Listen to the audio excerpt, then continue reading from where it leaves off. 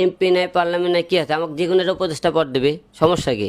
সেই টাইমে নির্বাচন বৈধ হয়ে থাকে তা সবই বৈধ, যে অবৈধ হয়ে থাকে সবই, তাহলে সবই অবৈধ। বিএনপি লোকের কথাবার্তা চলাফেরা কিন্তু ব্যতিক্রম কিছু কিন্তু। দর্শক দোষটা কিন্তু আপনাদের কেন অযোগ্য লোকরা যদি মানে যোগ্যতার জায়গায় নিয়ে একবার বসাই দেন, সে ভুইলাই যায় তার যোগ্যতা কতটুকু। কথা বলছি হিরো আলমকে নিয়ে, তার আবদার দেখছেন সরকারের কাছে। এবার হিরো আলমের বিরুদ্ধে অ্যাকশন আসলে সরকারের নেওয়া উচিত। কেন?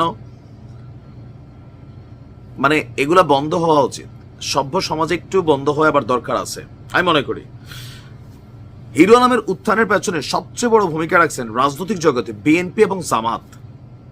আওয়ামী লীগের যুগে রাস্তার একটা যদি বিলাইও নির্বাচনে আসতো অথবা একটু প্রতিবাদ করতো, এটারে জনগণ ছাপাই ধরতো, মানে বিএনপি জামাতের লোকেরা এটা নেতা মনে করে গাছে তুলে ফেলতো। এর মধ্যে হিরো আলম একজন।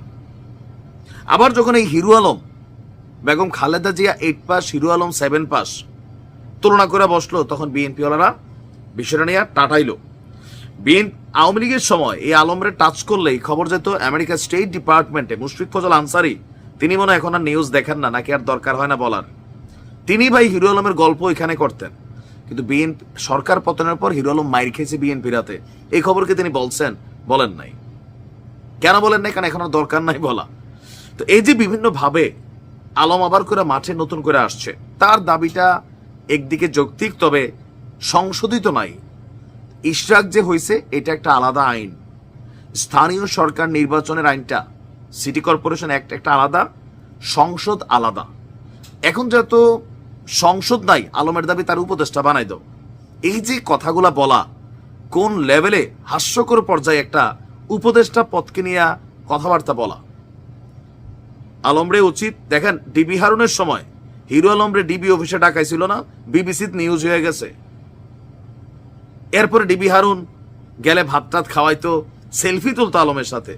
এই জায়গাগুলো কে তৈরি করে দিয়েছিল? আপনারা করছিলেন।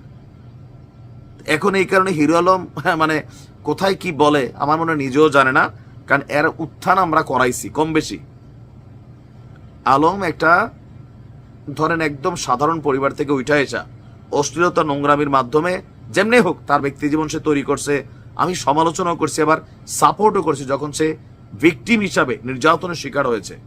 কিন্তু এখন রাষ্ট্রের বিভিন্ন অর্গান নিয়ে এই ধরনের কথাবার্তা বলাটাও আমার কাছে মনে হচ্ছে অপমানজনক।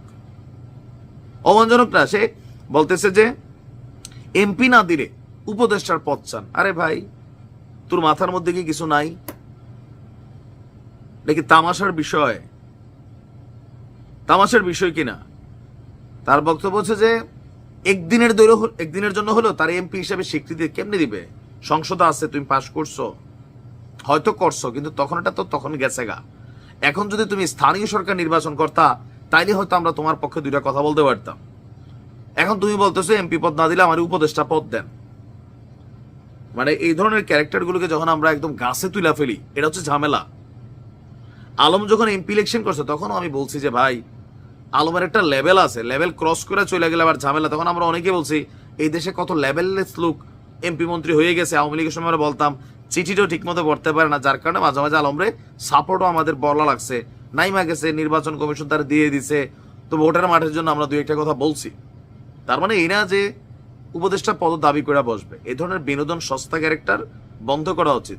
আপনি অভিনয় করেন আলম ভাই, করেন, আমাদের হেডেক নাই। অশ্লীলতা করেন, নোংরামি করেন, পাবলিক চায় এগুলা, মিলিয়ন মিলিয়ন ভিউ হয় এগুলা, আমরা জানি, ওইগুলা করেন। কিন্তু রাষ্ট্রের গুরুত্বপূর্ণ পদ পদবি নিয়ে কথাবার্তা বলতে আবার একটু হিসাব করে বলা দরকার। দায়িত্বশীল কর্মকর্তা বা ব্যক্তিদের পক্ষ থেকে সুন্দর করে বুঝাই দেওয়া উচিত যে কতটুকু পর্যন্ত আলম বলতে পারে বা বলা উচিত। একটা অসভ্য সমাজ ব্যবস্থা তৈরি হচ্ছে মাঝে মাঝে মনে হয়। ভালো থাকুন।